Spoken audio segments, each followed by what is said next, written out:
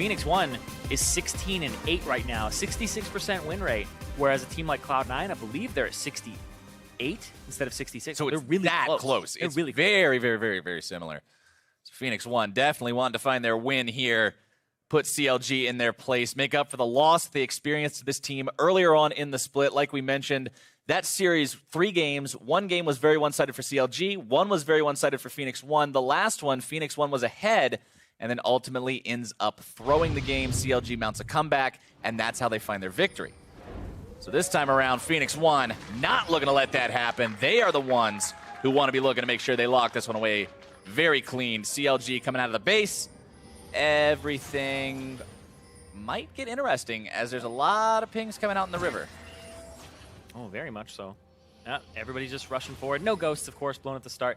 And to touch back on that game record I was talking about, Phoenix1 are 16-8 currently. Cloud9 is 17-8.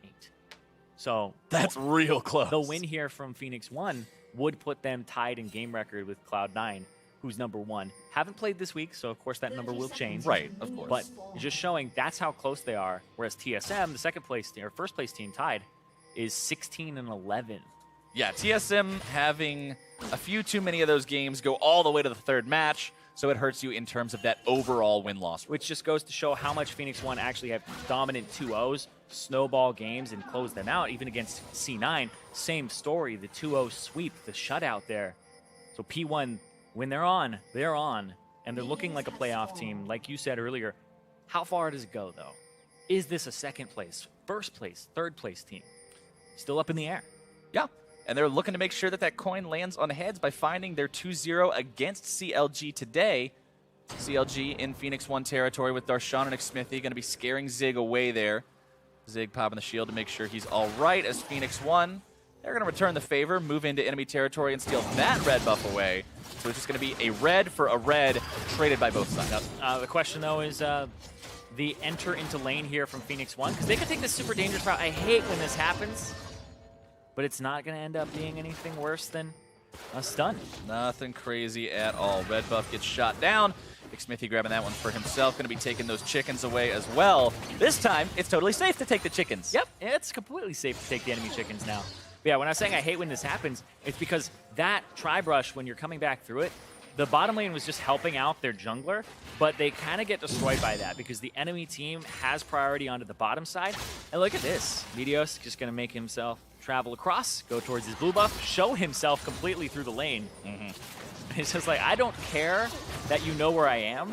It's efficiency that counts. I literally am more concerned with the 2 seconds I'm saving by walking through here than I am with you knowing where I'm at. Exactly. A bold statement. We'll have to see how well it works out for him. The CLG shoving up in the bottom lane. Xmithie moving into enemy territory, looking to maybe catch Meteos here. Xmithie's full HP and Meteos is below half. Afro move going to be fighting a lot of damage onto him. Ignite taken by the CLG support, who finds first blood. First blood to Afro move. Roams, gets those auto attacks on, and like I said, they have priority bottom. Part of it's the matchup, but also they had to give it up there. Because Phoenix1 helped Meteos leash that bottom side red, they had to go through an unsafe route. They end up behind in levels. Adrian has to walk all the way around, still level 1, and then they just have no pressure in the bottom side. So it's kind of all of a butterfly effect of what just happened to get Man that mode engaged. 1v1 Bard, still looking to make more plays. There's your setup. The binding going to be finding its mark. Xmithie looking for just a little more damage, and he's got it with the end of the line. Xmithie cashing in for that 2nd kill for CLG. And there you go. Afromove threw out the binding. It hits true, and it picks up the kill there, and that's what they need to get those kills on that Graves early on. It's honestly a requirement that you land those to get him in there and get those kills. And as soon as I saw that Bard locked in, I said this champion can go so right if the skill shots are there. Oh, and skill shot is there on Akuhi. Ugi going to be jumped on, flashing away, TP channeled by Darshan to scare them off from doing anything else. Yep. And look at this! Afromove's going big game hunting again, just constantly going after this Rengar. Oh, there's no safe place for him. He can't really run. Adrian actually just going to pull the wave there and make sure that he saves all for arrow and it doesn't hit the turret. And this right here, the way that Bard Q works is when it contacts, it actually checks immediately if there's anything behind the person, and that's what matters. So if you flash afterwards and the travel time of it going through you, it hit you, it's going through you and going to latch to the wall, that travel time, does not matter. It doesn't give a damn about it. If there was a wall behind you when you flashed, it checked the You're wall, stuck. and you're stuck. Meteos forced to flash away there. Meteos is looking this game a lot like Xmithy looked last game, where he's off to a slow start, and now he's kind of just running around like, what do I do? Yeah, he got destroyed by the support there. Actually had a strange route because of the fact that there was a swapped invade. His bottom lane didn't get pressure, and then, of course, Meteos crossed mid, and the Graves like, I don't think you can do that against me. And went in, and Afromu with the Ignite, which, you know, you take it in this matchup for the Soraka, came in handy on the Rengar. Yeah, that paid off really big, grabbing that first blood for himself. CLG up to almost 1,000 gold lead 5 minutes into the match. Very, very similar to how Phoenix1 was feeling in game number 1. And the unorthodox Bard pick is doing so much work right now. Adrian and Arrow continuing to farm up well, staying even with their opponents in terms of that creep count so far, but they're spending a lot of time underneath the turret. Yep. TP used top by Zig to get back. Darshan does not have his teleport. He used it in canceling mid Meteos. Of course, doing his Krugs, getting really low. He's not going to die to him. Meteos still just kind of playing catch up at this point in time, walking around, getting as much EXP as he can. Going to be looking for the opportunity a little bit later on to maybe make some kind of a play, because right now, with the Graves being ahead, with how effective of a duelist he is, with the fact that he's almost level 6, it's a very scary proposition to try to make a play that you may end up in the same place as that Graves. Yeah, and as the Rengar, you really want to rush the level 6. But the Graves is still ahead. Meteos took a back, and Graves about half a level up here, but also up in the fact that he has more items, that he's going to be able to actually bully him around, and he went for the Tracker's Knife again on Graves, so he's just looking to keep track of Meteos. Very common from Xmithy to actually go Tracker's Knife and look for the enemy jungle, and that's what he likes to do, is get the pressure that way. Hey, it helps to be able to do extra damage to people, but sometimes you can just keep track of them. It does that much more. Because then you get to dictate what happens. If your bottom lane knows that Meteos is on that side, they can start playing back in about 3 seconds when he shows, well, about the time that he would gank, and you go top, or you go for the counter gank. It's kind of useful in that sense. Sure, you have less in terms of combat, like you said, but if you play the macro, then you can play it out well. Knowledge is power, man. Huhi hanging out in mid lane, staying blow for blow on these creeps with Ryu. Both of these two are going to have so much playmaking potential as they hit these level 6 marks, as they unlock those ultimate abilities. We've seen shockwaves turn entire games. For the people who watched SKT, KT, the magic shockwave by SKT when they were down almost 10,000 gold. Oh, this right here, it's actually going to be a collapse from CLG there, unknowingly actually getting themselves into a good spot. P1 grabbing some decent damage onto Afromu there, but a good magical journey through the wall keeps him safe, and Spaghetti-o. looks like we might have a little bit of a problemo here. Not quite sure why our screen has turned into this wonderful stepping stone, but we're going to figure out eventually what's going on. But for the time being, as Meteos, you said the best thing that you want to do on the Rengar, you want to hit the level 6, you want to go for the ultimate, and then you want to look for a play there. What is the call for Phoenix1 as a team right now to make things happen here, to get themselves into a good spot? Well, they're trying clever things like we just saw where they're hiding out in the bush. That actually looked like Counterlogic Gaming was having Xmithy on that side, and then they had Afromu roaming up. So it was almost an unintentional pincer onto that bush, but Afromu took so much damage that he had to get out of there. And it looks like it's something for Meteos on his computer. Don't know exactly what happened, but we'll see. Hopefully it's a short-term problem. You always hope that it's a 2-minute kind of a pause instead of a 20-minute kind of a pause. Apparently his screen was alt-tabbing, which is honestly one of the worst things that could happen now. Yeah, that sounds really awful. You're just trying to play the game and it minimizes itself. Yeah, only time that happens with me is when I'm oh hey, that's us. Hey, no, it's like what's up, me? well, the only time that happens with me is when I'm doing 2 screens, right? And it's like borderless, and sometimes the mouse goes onto the other screen, and you click out of it, and you're like, oh, well, what happened? Yeah. And it just didn't register it there. But of course, they don't have 2 monitors on stage. But it's a very frustrating problem that I'm sure a lot of people can relate to. You're just like, that kill would have been mine. That would have been. I would have been able to do this. I would have been able to do that if my game was working. Don't think properly. you would have gotten the kill, but I do think that it's one of the frustrating points. Still something that you don't want to see happening to yourself. Hopefully they get that fixed as soon as they can. Looking at the items completed so far on these various players, Swiftness boots completed before anything else for the Jhin this time around, even before going for any of those lethality items. No Dirk or anything just yet, making sure he has that mobility to get himself out of situations. Yeah, I actually talked to some Jin mains, and they were saying, rushing boots is so good. That's why the boots for potion start is quite good as well. Because the Swifties, I mean, you can actually start dictating lane because you just naturally have more trading power on your 4th shot, and you can walk up, run away without any retaliation. And if you keep doing that in a lane that already has high trading potential with the Soraka, who covers all of your mistakes, then you're good to go. Just like right now. Hui! We're back into the game. He barely keeping himself in the game, staying alive through that burst from Ryu. Afromu looking to come in, make some kind of a play, but will not do so. Ryu getting himself back in time, but He takes so much damage from that Syndra. Really going to have to be respecting that burst. Yeah, got out of the pause, and it apparently is reported as user error. Meteos was hitting the keyboard too much and tapped himself. So, we all have them, man. We all have them. We've all been there. But so there was no actual issue.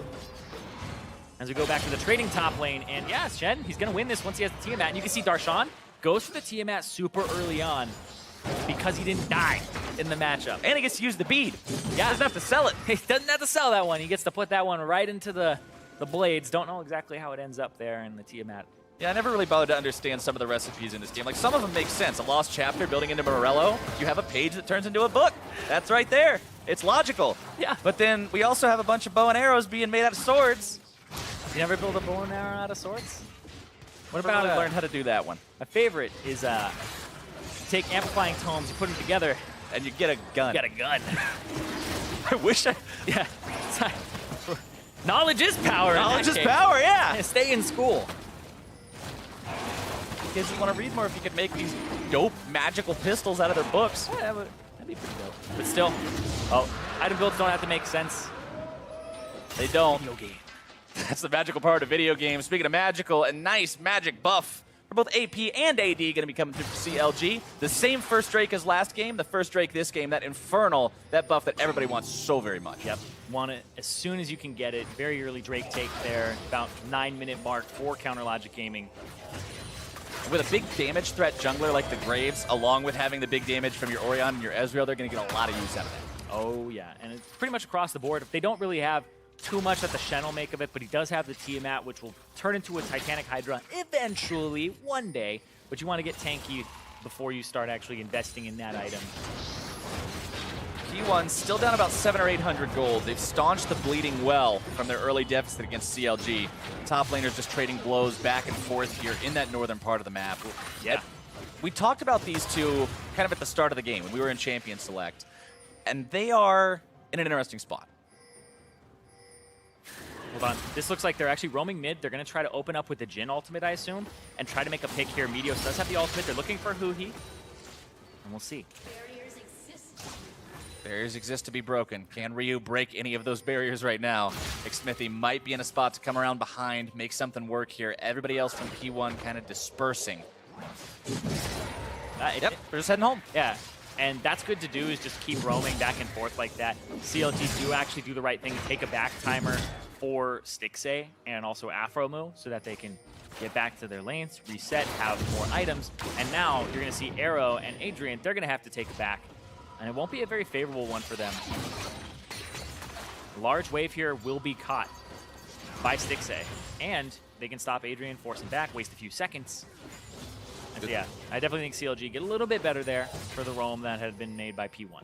Yep, just for a little bit of a rotational edge for him. True Shot Barrage fired off to stop that back again, and just by a few more of those valuable seconds, make it that much more of a pain for P1 to do what they need. And he does it again. Adrian just didn't walk all the way back and go for this. So what's going to happen now?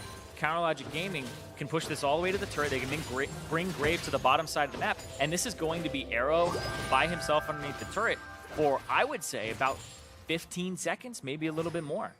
And a Jhin by himself is one of the last champions in the game that you want to leave undefended. Very difficult for him to get out of situations that are difficult by nature, considering he's largely immobile. Yeah, and so Graves still clearing out the Krugs. Xmithie doesn't go for the invade instead, or the dive. Right now, though, they're looking for Hui in mid. Flash away as soon as he hears that roar. And Ghost. And Ghost. Both summoner spells blown for that one. So even though they don't get the kill, taking both summoners down is going to be huge if they can come back and make a play in that window before they come back up. Yeah, and that's the scary part, though. And I'm noticing this more and more from P1, is Arrow loves to roam towards mid. It's pop his ulti. Stixay, though, has the Shen. Oh, can't get the Blast Cone. Adrian locked up. Taunt comes through, trying to get himself away, but it's not going to do anything. Smithy grabbing kill number 3 for his team. Yep, couldn't get to the Blast Cone on the bottom side of it, so Adrian gets taunted up after the Stand United. That was an aggressive Stand United. That's the one that I like to see, where you make a play and you force it. Curtain call opens up. Meteos coming in, looking to make some kind of a move here. Ryu wants to find some damage if he can, but not going to be making it happen just yet. Darshan going to be knocked up underneath the enemy turret. More damage coming through. Stun's not going to be finding anyone. Stixay, now the target, going to be taken very low. Arrow still looking to find damage, but he's got to be careful. Who he rotating over. True Shot Barrage only going to be making its way onto Zig. Very tanky, but also very low. P1 needs to be very mindful of exactly where they're at right here. The stun comes through. Darshan going to be JCC'd. A nice shockwave. A double kill for Darshan. Going to be losing his own life for it.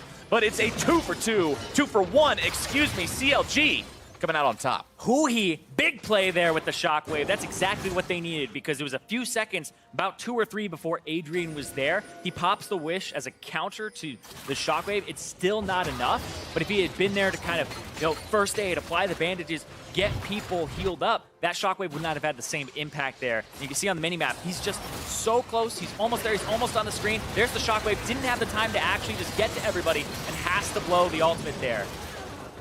And still the double kill for Darshan. Nicely done by Huhi, making sure that they're able to walk away with the advantage in that fight. The 2 for 1, over 1,000 gold lead now. 1 minute until the next Infernal Drake spawns, and it looks like CLG is feeling pretty comfortable being able to set down some vision around this area and prep for it. Exactly. They already have a lot of vision with the control wards on the blue side, or I guess it's always hard because you're like, CLG's blue side, but it's the blue side of P1's jungle. So the eastern side of the map. Wording. Yeah. I like to use directions, east, north, south, and west. And that's the eastern jungle right there, and they have complete control of it right by the Infernal Drake. And they have about half of this HP. Afro move, finding himself in a bit of a curious position. Oh, but here himself away with the magical journey. Huhi and Smithy looking to make the moves if they can. Arrow stuck underneath the turret. What did I say about Jin being alone? You don't want him to be there, but Stixay, more than happy that he is, going to be grabbing that kill for himself.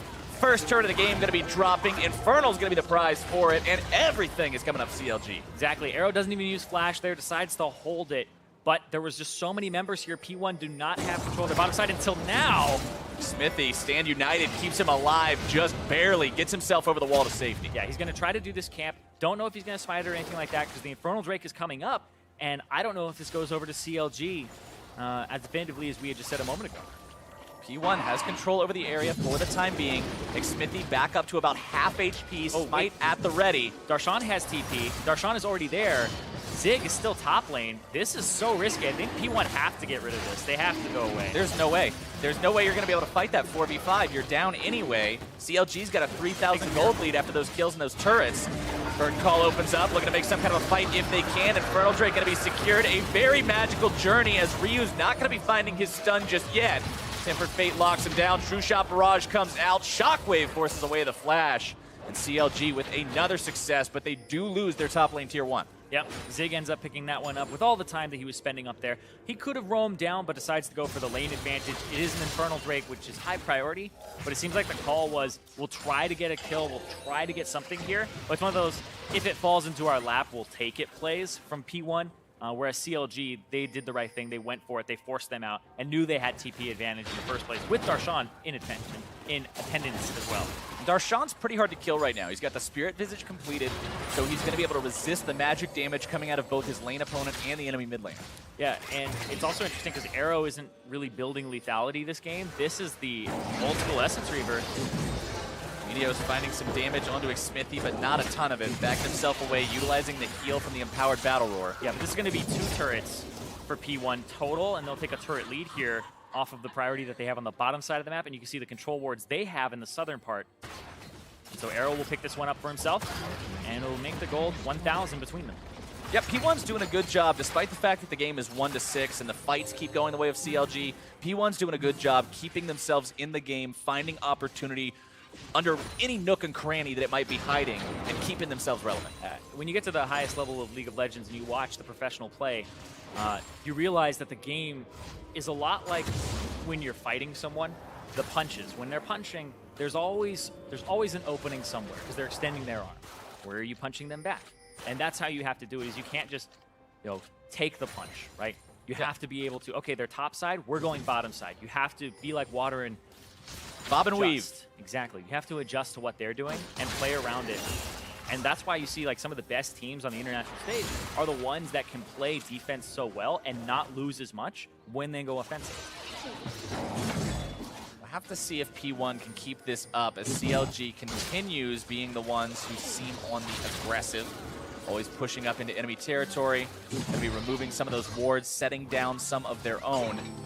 They've got only one turret removed, but it is the mid lane tier 1, so it opens up a little bit of space here around the enemy jungle, allows them to step up a little bit further.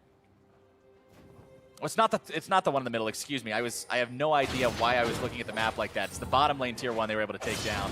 Darshan walking himself away from Zig. Curtain Call opened up mid lane. And here comes Meteos to the bottom side, looking for Darshan. He's got flash still. Darshan might look to get himself away, but he does not have the tools. Zig going to be grabbing that kill. And that's complete bottom side control here. Sure, Stixay will do some damage to that top side. Meteos going to clear out the bottom. Red buff's about to come up as well. There's pings onto that. P1 have all moved themselves to the bottom side, and they are playing to bottom mid. And Stixay is going to have to push really hard. And look at that. He's going to try to clear out the mid wave. Deal some damage to it so it doesn't get pushed. Ryu eats the true Arrow. barrage. Arrow's going to be bound up. The damage is through, and Adrian's going to be taken down too, almost. Xmithie with one more auto attack makes it a double kill. Ryu looking to return the favor, find some damage onto Afromu if he can. Xmithie running himself out. Stand United going to be used, keeping him alive. Darshan into the fight. Zig is there, but very low on mana. Got to be careful about that one. Ryu still looking for targets, but Darshan is tanky. 1 for 2. So they lose pressure on the bottom side on P1, and Counter Logic Gaming are able to push them away. Still have to be a little bit careful there. Meteos? Darshan wants this. Finds the taunt onto Meteos. The binding's not going to be making any sort of a stun, but doesn't even need to. The damage continues. Meteos trying to cleanse those slows. It's not enough, and Darshan grabs that one. That's one of those times you go, did he have flash the whole time? Because he used it like right after everything. He didn't use it to dodge the taunt, didn't use it to get over a wall and escape. Use it to put himself a little bit further ahead. We'll see, because it looks like it is a cooldown. Looks like he had it the whole time. Ryu does actually take a decent chunk there, and then Adrian has to... Oh man, Adrian has like nothing left in the tank. You can't heal people like that. He gets chunked out. The shockwave ends up blowing him up, so he has nothing to offer. And that was a really split fight by P1, but big props to CLG there for punishing that, because they were in a situation where their top side, they were pushing it in. They could just handshake and say, all right, bottom side, you go in, and we'll end up taking the top. But they forfeit mid in that point. And so they had to make a play like that. So Huhi Shockwave was very important. But I think Xmithie gave him a lot of criticism last game for the matchup he had against the Olaf and how he was playing it. In this game, he definitely punished Meteos early on his Rengar and made it so that we're looking at a 4-0 and 4 Graves. It's very scary with a black cleaver. Xmithie is doing exactly what we wanted to see Xmithie do. We said this is the player on CLG that needs to step up. This is the player who's lagging a little bit behind when you compare it to the improvements that his teammates have made. And the difference between Game 1 Xmithie and Game 2 Xmithie can't be understated. Yeah, on a much more comfortable champion for him. Had the assistance in the early game. Afromu was able to put Meteos behind, and I think like overall, just looking at the members of CLG, Stixay, like he's adapted his build. Doesn't have boots yet as well, and the gold lead, which we had just seen a second ago, both Xmithie and Stixay are significantly ahead of their lane opponent in CS, in kills, assists, and so they're doing a really, really good job right now. And I also like the fact that Stixay bought the Executioner's Calling very early on to deal with the Soraka, and just didn't leave it up to the Morellonomicon, which comes into play once they have low HP. But this is consistent. And CLG, looking for a cross-map play here. Zig, no teleport. He's going to have to truck it here. Zig can't work his way into the fight. Curtain Call going to be used, but it gets canceled out by the Tempered Fate. Baron going to be taken down to about half HP. Phoenix1 wants to stop this, but they got to be careful. The health bars are low. Ryu is going to be bursted. Adrian too. Darshan looking to find even more onto Arrow. Walking himself out, trying to stay alive. Darshan going to be eating some damage. CLG's focus is split. They're able to find Baron Nashor, and now they turn back onto Phoenix1. Zig is the target, trying to find a way out of this one, but there's no way out today. Stixay grabbing the kill, and CLG has found an awesome bout of momentum. Darshan running through. He's got home guard. He's looking for Arrow. Can't quite find the taunt onto his mark, but he still does a lot of damage when he actually hits him. Arrow trying to get himself away. Afromu coming up with the wall, using the blast plant. Magical Journey set up into a spot, so Darshan's able to lock these guys down. There comes your taunt for the kill. I don't think I've ever seen that one before, but Meteos now one hit from death. Adrian nearby to keep him alive, going to be channeling those heals, but CLG is looking good in game number 2. Yeah, they make all the right moves there. They get the Baron, they force it when they know the Zig doesn't have teleport, and then the fight starts up. And look at that, they caught Ryu again! Ryu just deleted off the face of the world, inhibitor down in mid lane, and the CLG push continues. Yeah, they're going to push you. They have Baron. They're going to say, you did it in 24:51? CLG, they're going to try to do better. We're going to beat you even faster. Darshan locked up underneath that Nexus turret, getting himself out of the aggro for now. We got him! Xmithie with a nice shot. Nexus turret number 1 is history. Zig's going to be joining it now. Meteos jumps in, but all for nothing. Darshan very, very close to grabbing the kill on that one. Stixxay is the one who goes on the rampage. Xmithie finally gets a death before the game ends. 23-20, CLG. Looks like they may be forced to retreat here. He's trying to bob and weave these bullets in between these guys, but CLG gets themselves out in a way that they don't sacrifice any lives to that. I don't think they're going to get the record time, but they are going to be close. Nope, they're not going to get the record for the series. But this right here, they walk onto the ball. They didn't really have vision. They had to face check it, I guess. And they're just so desperate. I like the Bard play to actually interrupt the curtain call there, because that's the big deterrent that Arrow would have, and now he has to play at a much less effective range and be right up in the face of all these guys. Darshan as well punishes there and picks up a kill for himself after getting Ryu into taunt 2. And then Zig walks forward, but the Baron's gone. And this is just insane. That crack that you heard right there, that's the Black Cleaver. The way that Black Cleaver works on Graves is it's actually a stack per bullet that hits the person. So he gets 6 stacks onto Zig after 2 shots. It shreds the armor. Very, very powerful. And remember, that's not just for him. That helps the damage from his allies as well. The physical damage coming from the Shin, the physical damage coming from the Ezreal. They both get that much softer of a target to collide with. Yeah, absolutely. It's just really big. Now CLG just has to finish this off, put the final nails in the coffin, win a game that should be completely free at this point. You've got a 10,000 gold advantage, 24 minutes into the game. Your Graves is 6-1-7, Steric's gauge completed. He's hard to kill. Very, very hard to kill, especially with the Bard and the Shen and everything else protecting him. Huhi also capable of those shields. Yeah, I like what Counterlogic Gaming have done this game. The small little counters to what P1 are trying to do. Executioner's calling. Hold on, though. Ryu, he's looking for a pick there. And they're looking for a pick, too, from Zig and Meteos. They're going to have to forfeit this turret, and it looks like it's going to take a back for Meteos here because they're losing a little bit of their base. Yeah, that turret fell a little bit too fast for Zig and Meteos to try to do anything about it. CLG continuing to push up, respecting the stun potential of Ryu, recognizing, hey, we're 10,000 gold ahead, but if somebody gets stunned and just instantly blown up, we're still going to have a problem on our hands. They're playing it slow, they're playing it steady. Yeah, it's a 12,000 gold lead right now for Counterlogic Gaming. They want to close this out, bring us to a game 3 here. Both these teams, they seem to be able to play. He hit a blast cone. Yeah. He hit a blast cone. Woo! All right. Go for a ride. Ringar ult. It makes you leap, so. It was something. Okay.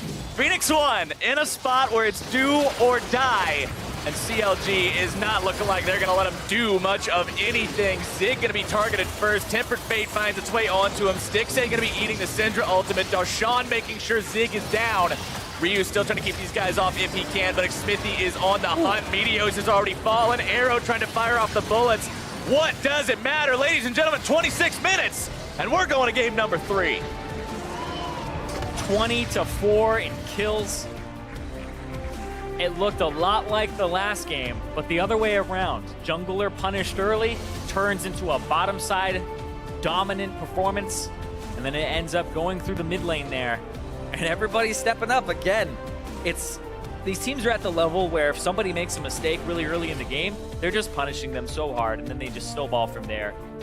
It's kind of like you look at these games and you understand the scrim culture from a long time ago where it was somebody gets killed early. It's like, man, that's GG. Because if they play perfectly, there should be no way that we win this game. Right. And that's kind of one of those games there where dies early, gets punished, snowballs into bottom lane. Now Arrow can't do anything. Now Smithy's crazy. So CLG, they actually did a really good job of punishing and then closing out, and that was really cool. And after the game 1 performance by Phoenix1, I was thinking that's probably going to be the most one-sided game that we see.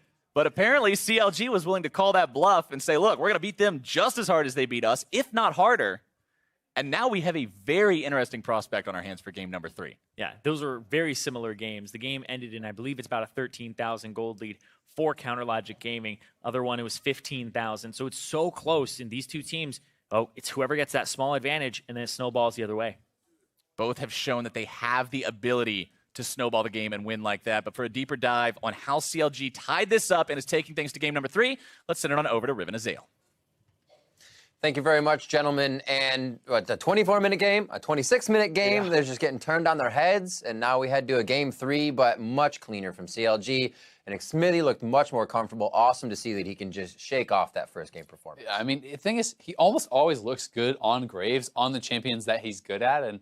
And we talked about it so much in the first game. Like, Smithy is a different player when he is comfortable, right? And when he is playing a champion that he is strong on, he always looked good on Kindred. He's always looked good on Graves, kind of the AD-type junglers, marksman junglers. And it really did show this game. And we saw in the team comps as well, they were even okay to say, hey, you know what? No Rengar this time. We'll even first pick Shen. You guys can have Rengar. And it seemed to get under the skin of P1 as well. Once he fell behind, Meteos couldn't have the same impact he had on Olaf. So CLG used that to their advantage. Yeah, exactly. I mean, Meteos, almost it feels like he fell into the trap that CLG has been falling into. So you could just replay the last analyst segment, but just replace CLG with P1, right? Yeah, just exactly. A little bit. Change the names a little bit. But I mean, Meteos at the same time, if he's not playing a lot, I do think that Rengar is a pretty different champion. And Meteos has said he's not playing as much as he used to. He may not be as practiced on some of the meta champions. Things like Olaf, he's been playing for a long time, some of his really comfortable picks. Yeah. But especially since Rengar has recently been nerfed, I think if you're not very good at it, it's not actually better than the other junglers. And we'll show our first replay coming in here, a CLG fight in the mid lane, 3-for-1. These got a little scrappy, but it did show P1 kind of overstaying and thinking they can get the better of these situations. Yeah, and I mean, at this point, they were already quite a bit behind. And the nice thing about that Bard ult from Aphromoo is that it's actually zoning 2 people off of Arrow, so they can push forward and actually get onto Arrow and be able to take him down very, very quickly. And, you know, I think a lot of credit has to go to Darshan this game, too, because Darshan is someone who had...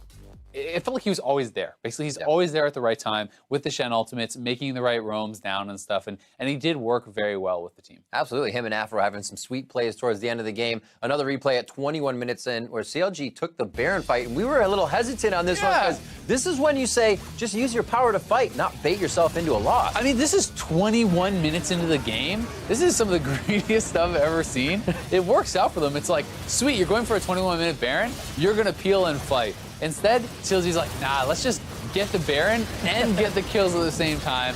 And it was some really nice play. A lot of it's because of how well Huid in this fight. The initial shockwave chunking people out. Aphromoo Bard ulting, the Jhin ultimate stopping that. And then Huhi and Smithy landing that combo, smashing them with the AoE after Darshan came with the wall on. So this was very well played from CLG. And although it was super greedy, it was actually really well executed, so they could get away with it. And CLG just looks so much better when they're playing the champions that they are comfortable on. I mean, Aphromoo on the Playmaker, he's playing Bard. First blood juggle. Exactly. I mean, it's like, not a lot of people are playing a champion like Bard, but who cares? It's good for him, so it's a good pick. And then we got the next kill of that game going over to Graves, or for Smithy on Graves in the bot lane, which he continued to play good on. Player of the game going to him for that honor as we're really picking it up and kind of righting the ship for the first game performance and really helping out the team. Yeah, I mean, great kill on the bot side. He's able to get ahead, and it just looked like a reversal of last game. Smithy was really able to take over. He was very effective. He was proactive. It felt like he had a plan for what he was doing the whole way through, and Meteos felt a little bit lost. It really is just a reversal, of Game 1. Graves showing that it's a big pick for Smithy. Yeah. P1 banned it out in Game 1. That's what likely going to ban it out in Game 3, and CLG is going to have to show us something different. How do you look at what happens to the mid lane now? Do you go after what Ryu does with anything? He's been double Syndra, which is somewhat carrying the fights, but then he's got a big champion pool anyway. Yeah, see, that's the thing to me is Huhi and Ryu are both guys who can play so many different things. It's not worth throwing bans at them unless it's a specific bad matchup. Sure, if I want to play Ryze and I don't want to play any Cassio, then great, ban out Cassio. Something something like that makes sense to me. But when you're just trying to target ban a specific player, those guys play too many champions. And I believe looking at that player of the game, Smithy's first one coming in on that Graves to do so well for the team. So looking for him to do more coming to this next game. There's still the Kazakhs and what up there for the junglers, but we do see him reflecting back onto that. So maybe it's something P1 can look at. Looking at the top lane, Darshan has been getting this first pick Shen quite a bit. He did falter back, not falter back, he did go back to some carries we saw in the last few weeks, but then back to the tanks because it seems that split push works for CLG so well. It really does. And I think that Darshan, for a tank, Shen makes a lot more sense than even like the Maokai, even though he has been just playing well, period, in my opinion. I think Shen is really nice because he likes to take his advantages and give it to the rest of his team to get them ahead. Shen does that very well. So he was bullying out lane. He ends up a little bit down in farm, but he's the one showing up to the fight, getting the rest of his team ahead, making plays with the taunt flashes. So Shen works well for the team, and I also think it's the highest priority top laner on this patch with nerfs to, with nerfs to Maokai and some of the other champions getting knocked down a bit. I think Shen works very well. We've been seeing the Shen Nautilus. That's what Zig is. It's 2 matches of that now. We'll see if we get a third rematch of that top lane battle. So with CLG able to up the series, we will see if Phoenix1 can bounce back in Game 3. Don't go anywhere. The match concludes after the break.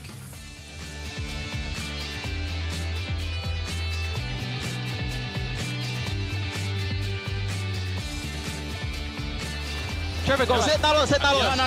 Stun. I'm watching. I have ulti still. I got their backline. Okay. Oh, I got not. Didn't ult to me. I have shield for Kill. Watch Syndra, watch Syndra Syndra. has nothing. You guys can end. If he doesn't do anything. Bring your flash. I healed. Ulti J. Got him. Nice. Watch in. Jin. End. Don't let me die, guys. Yeah, end. Alright, we got it. Good shit. Nice.